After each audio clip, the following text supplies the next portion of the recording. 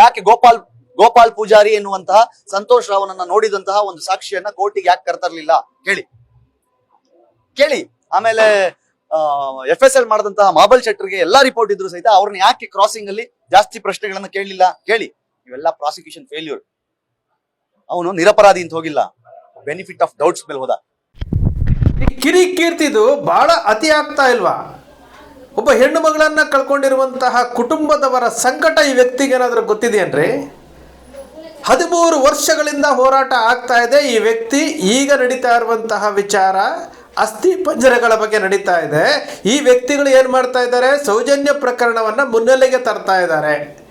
ಸೌಜನ್ಯ ಪ್ರಕರಣವನ್ನು ಮುಲ್ಲಿಗೆ ತಗೊಂಬರ್ತಾ ಇದ್ದಾರೆ. ಸ್ಯಾಟಲೈಟ್ ಚಾನೆಲ್ಗಳಲ್ಲಿ ಕೂತ್ಕೊಂಡು ಸೌಜನ್ಯ ಪ್ರಕರಣದ ಏನು ಜಡ್ಜ್ಮೆಂಟ್ ಕಾಪಿಗಳ ಬಗ್ಗೆ ಉಲ್ಲೇಖ ಮಾಡ್ತಾರೆ. ಇವರ ಇಂಟೆನ್ಷನ್ ಏನು? ಇವ್ರ ಉದ್ದೇಶ ಏನು? ಇವರು ಹಿಂದೂವಾದಿಗಳಂತೆ.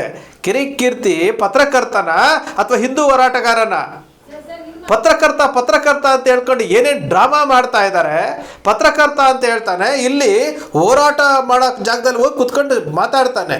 ಇವನೆಂತ ಪತ್ರಕರ್ತ ಆಗ್ತಾರೆ ಇವರು?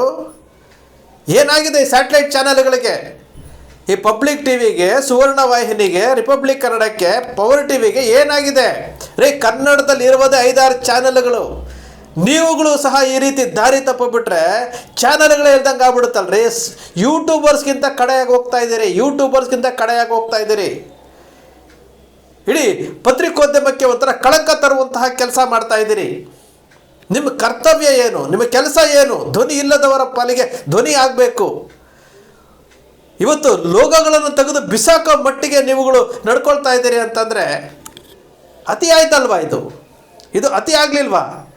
ಇಲ್ಲಿ ಸದನದಲ್ಲಿ ಪರಮೇಶ್ವರ್ ಹೇಳಿದಾರಲ್ಲ, ಏನಂತ ಹೇಳಿದ್ದಾರೆ? ತನಿಖೆ ನಡೀತಾ ಇದೆ, ತನಿಖೆ ನಡೆದ ಮೇಲೆ ಎಲ್ಲವೂ ಆಗುತ್ತೆ, FSLಗೆ ಹೋಗಿದೆ, ಮಣ್ಣನ್ನು ಕಳಿಸಿದ್ದಾರೆ, ಮೂಳೆಗಳನ್ನು ಕಳಿಸಿದ್ದಾರೆ ಅಂತ ಹೇಳಿದಾರಲ್ವಾ? ಇದರ ಜೊತೆಗೆ ದೂರುಗಳು ದಾಖಲಾಗ್ತಾ ಇದೆ ಅಲ್ವಾ? ಆನೆ ಮಾಹುತನ ಜೋಡಿ ಕೇಸಿಗೆ ಅವರ ಮಗಳು ಕೊಟ್ಟು ದೂರು ಕೊಟ್ಟಿದ್ದಾರಲ್ವಾ? ಎಲ್ಲವನ್ನು ಕೊಟ್ಟಿದ್ದಾರೆ ತಾನೆ. ಹೇಮಲತಾ ಅನ್ನೋದೊಂದು ಬಂದಿದೆ ಅಲ್ವಾ? ಜಯಂತ್ ಅವ್ರು ಕೊಟ್ಟಿರುವಂತಹ ದೂರು ಇದೆಯಲ್ವಾ? ಎಲ್ಲವೂ ದೂರುಗಳಿದಾವಲ್ಲ. ಇವೆಲ್ಲ ಏನು? ಇದೇ ಗ್ರಾಮ ಪಂಚಾಯತಿಯವರು ಕೊಟ್ಟಿರುವಂತಹ ಮಾಹಿತಿ ಹಕ್ಕು ಕಾಯ್ದೆಯಲ್ಲಿ ಎಷ್ಟು ಸಾವುಗಳ ಬಗ್ಗೆ ಕೊಟ್ಟಿದ್ದಾರೆ. ಎಲ್ಲವೂ ದೂರು ದಾಖಲಾಗಿದೆ ಅಲ್ವಾ? ತನಿಖೆ ಆಗಬೇಕಲ್ಲ. ಏನಂತ ಹೊರಟಿದ್ದೀರಿ ನೀವು? ಇಲ್ಲಿ ಯಾಕ್ರಿ ಧರ್ಮ ತಗೊಂಬರ್ತಾ ಇದ್ದೀರಿ? ಏನು ಧರ್ಮ ನಿಮ್ಗೇನು ಇದು ಅಗ್ರಿಮೆಂಟ್ ಮಾಡಿಕೊಟ್ಟಿದ್ದಾರೆ ನಿಮ್ಮದು ಅಂತೇಳಿ? ಧರ್ಮಕ್ಕೆ ಅಪಚಾರ ಮಾಡ್ತಾ ಇರುವುದು ನೀವು ಪತ್ರಕರ್ತರು ಅಂತ ಹೇಳ್ಕೊಂಡು ಪತ್ರಿಕೋದ್ಯಮದಲ್ಲಿ ಏನು ಮಾಡಬೇಕಾದಂತಹ ಕರ್ತವ್ಯಗಳನ್ನು ಬಿಟ್ಟುಬಿಟ್ಟು ಇವತ್ತು ಒಬ್ಬ ಹೆಣ್ಣು ಮಗಳಿಗೆ ಅನ್ಯಾಯ ಆಗಿದೆ, ಅದು ಸೌಜನ್ಯ ಪ್ರಕರಣ ಸಪ್ರೇಟ್ ಆಗಿದೆ, ಅದನ್ನು ಈಗ ಮುನ್ನೆಲೆಗೆ ತಗೊಂಡ್ಬರ್ತಾ ಇದ್ದಾರೆ. ಹೇಳಿದ್ರಲ್ರಿ ಹರೀಶ್ ಪೂಂಜಾ ಸದನದಲ್ಲಿ ಹೇಳಿದ್ರಲ್ರಿ, ಒತ್ತಾಯ ಮಾಡಿ ನೀವು ಹಿಂದೂಗಳಲ್ವಾ? ಹರೀಶ್ ಪೂಂಜಾ ಹಿಂದೂ ಅಲ್ವಾ? ಹರೀಶ್ ಪೂಂಜಾ ಏನಂತ ಹೇಳಿದ್ರು? ಸೌಜನ್ಯ ಪ್ರಕರಣದಲ್ಲಿ SIT ತನಿಖೆ ಮಾಡಿ ಪರಮೇಶ್ವರ್ ಅವರೇ, ಗೃಹ ಸಚಿವರೇ ಅಂತೇಳಿ ಮಾಡಿದ್ರಲ್ಲ, ಅದು ಕಿವಿಗೆ ಬೀಳಲಿಲ್ವಾ ನಿಮಗೆ? ಕಿವಿಡಾಗ್ಬಿಟ್ಟಿತ್ತ ನಿಮಗೆ? ಒತ್ತಾಯ ಮಾಡಿ. ಅದನ್ನೆಲ್ಲ ಒತ್ತಾಯ ಮಾಡೋದಿಲ್ಲ. ಆ ಹೆಣ್ಣುಮಗಳಿಗೆ ನ್ಯಾಯ ಸಿಗಬೇಕಲ್ಲ. ಇದು ಜಾಣ ಕುರುಡುತನ. ಯಾತಕ್ಕೆ ಈ ರೀತಿ ಡ್ರಾಮಾಗಳನ್ನು ಆಡ್ತಾ ಇದ್ದೀರಿ?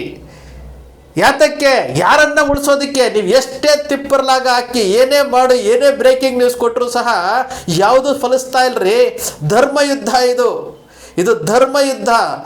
ಧರ್ಮ ಅಧರ್ಮದ ವಿರುದ್ಧ ನಡೀತಾ ಇರುವಂಥ ಯುದ್ಧ ಧರ್ಮದಲ್ಲಿ ಶ್ರೀಕೃಷ್ಣ ಪರಮಾತ್ಮ ಏನು ಕುರುಕ್ಷೇತ್ರದಲ್ಲಿ ಧರ್ಮವನ್ನು ಗೆಲ್ಲಿಸಿದ್ನಲ್ಲ, ಆ ರೀತಿ ಇವತ್ತಿಗೂ ಸಹ ಧರ್ಮವೇ ಗೆಲ್ಲೋದು, ಅಧರ್ಮ ಗೆಲ್ಲೋದಿಲ್ಲ. ಸ್ವಲ್ಪ ಲೇಟ್ ಆಗುತ್ತೆ. ಏನೇನು ಡ್ರಾಮಾ ಮಾಡ್ತಾ ಇದ್ದೀರಿ ನೀವು? ಏನು ಪ್ರೆಷರ್ ಬಿಲ್ಡಪ್ ಮಾಡ್ತಾ ಇದ್ದೀರಿ? ಆ ಪಬ್ಲಿಕ್ ಟಿವಿ, ಆ ಜವಾಬ್ದಾರಿಯುತವಾದಂಥ ಪಬ್ಲಿಕ್ ಟಿವಿಯ ರಂಗಣ್ಣ 13 ವರ್ಷಗಳ ಹಿಂದೆ ಪಬ್ಲಿಕ್ ಟಿವಿ ಪ್ರಾರಂಭ ಮಾಡಿದ್ದು. ಆವಾಗಲೇ ಸೌಜನ್ಯ ಹತ್ಯೆ ಆಗಿದ್ದು, ಆವಾಗಲೇ ಸೌಜನ್ಯ ಅತ್ಯಾಚಾರ ಆಗಿದ್ದು, ಜೊತೆಯಾಗಿ ಬರ್ತಾ ಇದೆ. ಇವತ್ತಿನವರೆಗೂ ಪಬ್ಲಿಕ್ ಟಿವಿಯ ರಂಗಣ್ಣ ಆ ಹೆಣ್ಣುಮಗಳಿಗೆ ನ್ಯಾಯ ಕೊಡಿಸ್ಬೇಕು ಅಂತ ಆಗ್ತಾ ಇಲ್ಲ. ಆ ಪಬ್ಲಿಕ್ ಟಿವಿನಲ್ಲಿ ಹೇಳ್ತಾರೆ, ಯಾವ ಕ್ಷಣದಲ್ಲಿ ಬೇಕಾದರೂ ಮಹೇಶ್ ಶೆಟ್ಟಿ ತಿಮ್ರೋಡಿ ಅರೆಸ್ಟ್ ಅಂತ ಕೊಡ್ತಾರೆ. ಅರೆಸ್ಟ್ ಆದ್ರೇನ್ರಿ? ನಿನ್ನೆ ಗೃಹ ಸಚಿವರು ಸ್ಟೇಟ್ಮೆಂಟ್ ಕೊಟ್ಟಿಲ್ವಾ? ಮಹೇಶ್ ಶೆಟ್ಟಿ ಬಂಧನಕ್ಕೆ ಆದೇಶ ಆಗಿಲ್ಲ ಅಂತೇಳಿ. ಯಾಕೆ ಈ ರೀತಿ ದಾರಿ ತಪ್ಪಿಸೋಂಥ ಕೆಲಸ ಮಾಡ್ತಾ ಇದ್ದೀರಿ? ಆ ಸುವರ್ಣ ವಾಹಿನಿ ಅಂತೂ ಮುಗಿದೇ ಹೋಯ್ತು ಅದ್ರ ಕತೆ.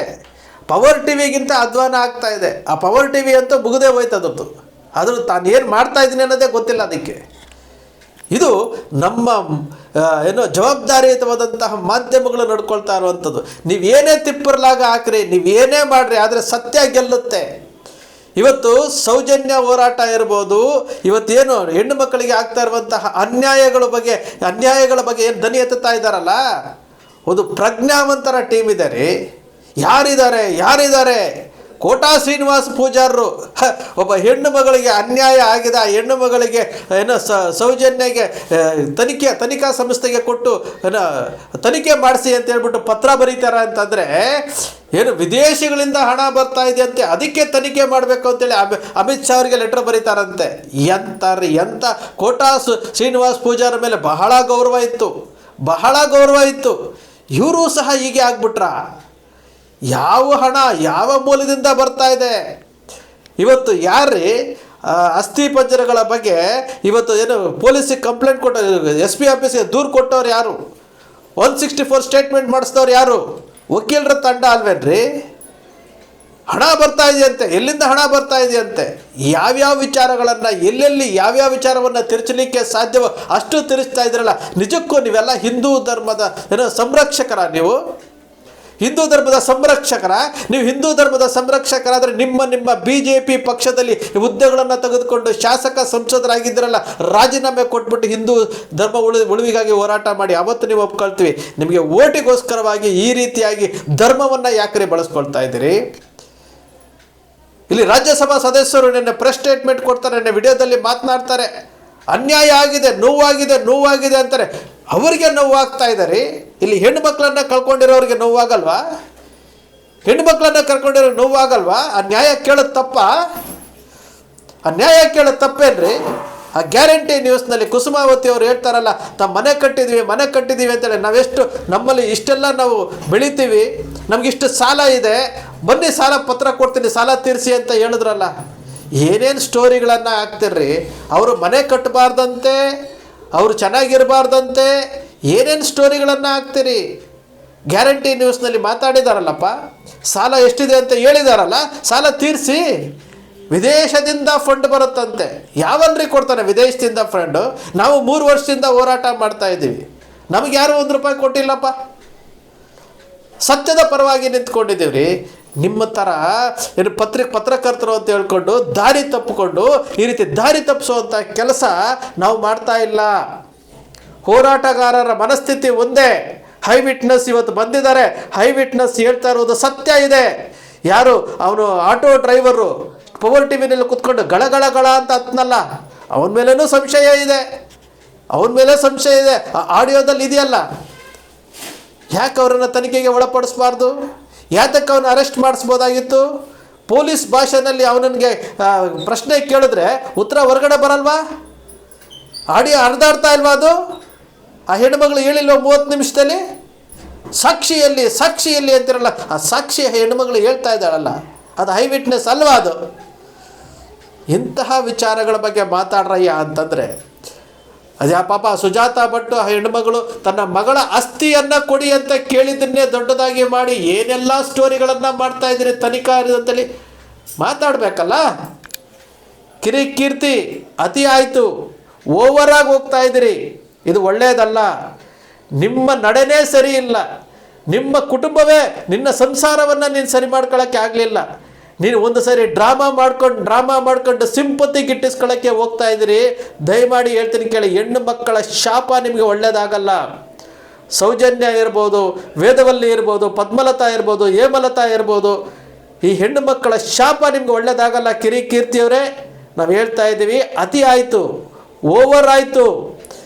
ಜೀವನ ಮಾಡಬೇಕು, ದುಡಿಮೆ ಮಾಡಬೇಕು, ನ್ಯಾಯಯುತವಾಗಿ ದುಡಿಮೆ ಮಾಡಿ, ಮೈ ಬಗ್ಗಿಸಿ ದುಡಿಮೆ ಮಾಡಿ. ಅದು ಬಿಟ್ಟು ಈ ರೀತಿಯಾಗಿ ಯಾರನ್ನೋ ಓಲೈಸ್ಕೊಂಡು ಏನೋ ಮಾಡಿಕೊಂಡು ನಾನು ಮೈ ಬಗ್ಗಿಸಿದೆ ದುಡಿಯೋದೆ ಈ ಥರ ಪತ್ರಕರ್ತ ಅಂತ ಹೇಳ್ಕೊಂಡು ದಾರಿ ತಪ್ಪಿಸೋವಂಥ ಕೆಲಸ ಮಾಡಿದ್ರೆ ನಿಜಕ್ಕೂ ಆ ಹೆಣ್ಣು ಮಕ್ಕಳ ಶಾಪ ನಿಮ್ಗೆ ಒಳ್ಳೇದು ಮಾಡಲ್ಲ. ಈಗಾಗಲೇ ನೀವು ಯಾವ ಜನ್ಮದಲ್ಲಿ ಏನು ಪಾಪ ಮಾಡಿದಿರೋ ಗೊತ್ತಿಲ್ಲ, ಈ ಜನ್ಮದಲ್ಲಿ ಅನುಭವಿಸ್ತಾ ಇದ್ದೀರಿ.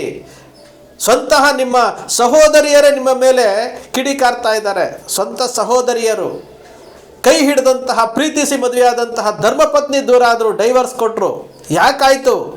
ನಿಮ್ಮ ಈ ಕಲುಷಿತ ಮನಸ್ಸಿದೆಯಲ್ಲ, ನಿಮ್ಮ ಕಲುಷಿತ ಮನಸ್ಸಿನಿಂದಾಗಿ ಇಷ್ಟೆಲ್ಲ ಆಗಿದ್ರು ಇನ್ನೂ ಸಹ ನಿಮಗೆ ಪಾಪ ಪ್ರಜ್ಞೆನೂ ಇಲ್ಲ, ಪ್ರಾಯಶ್ಚಿತನೂ ಇಲ್ಲ, ಪಶ್ಚಾತ್ತಾಪನೂ ಇಲ್ಲ. ಈಗಲೂ ಸಹ ಹೆಣ್ಣು ಮಕ್ಕಳ ವಿಚಾರದಲ್ಲಿ ಈ ರೀತಿ ಬಾಯನ್ನು ಹರಿದು ಬಿಟ್ಟು ಈ ರೀತಿ ಏನೇನು ಮಾತನಾಡ್ತಾ ಇದ್ದೀರಿ ಕಿರಿಕೀರ್ತಿಯವರೇ, ಇದು ಒಳ್ಳೆಯದಲ್ಲ. ಇದು ಒಳ್ಳೆಯದಲ್ಲ. ನಾನು ಮಾತಾಡ್ತಾ ಇರೋದು ಜನ ನೋಡ್ತಾರೆ, ಅವರ ಫಾಲೋವರ್ಸ್ ಇದ್ದಾರೆ, ಅವರು ನೋಡ್ತಾರೆ. ಅನಿವಾರ್ಯ ರೀ ಅವರಿಗೆ. ಅವರ ಸಂಸ್ಥೆಯಲ್ಲಿ ಸಾಲ ತಗೊಂಡಿದ್ದಾರೆ, ಅನಿವಾರ್ಯವಾಗಿ ಮಾತಾಡಲೇಬೇಕಾಗತ್ತೆ. ಅನಿವಾರ್ಯವಾಗಿ ಅದನ್ನೇ ನಂಬ್ಕೊಂಡು ಕೂತ್ಕೊಂಡ್ರೆ ನಿಮ್ಮಂತಹ ಮೂರ್ಖರು ಮತ್ತೊಬ್ರು ಇರೋಕ್ಕಿಲ್ಲ. ಕಿರಿಕೀರ್ತಿಯವರೇ, ಮತ್ತೊಮ್ಮೆ ಹೇಳ್ತಾ ಇದ್ದೀವಿ, ಪತ್ರಕರ್ತ ಅಂತ ಹೇಳ್ಕೊಂಡು ಇಡೀ ಪತ್ರಿಕೋದ್ಯಮಕ್ಕೆ ಅಪಮಾನ ಮಾಡ್ತಾ ಇದ್ದೀರಿ. ಇದು ಒಳ್ಳೆಯದಲ್ಲ. ಆ ಹೆಣ್ಣು ಮಕ್ಕಳ ವಿಚಾರವಾಗಿ ಹಗುರವಾಗಿ ಮಾತನಾಡ್ತಾ ಇದ್ದೀರಿ.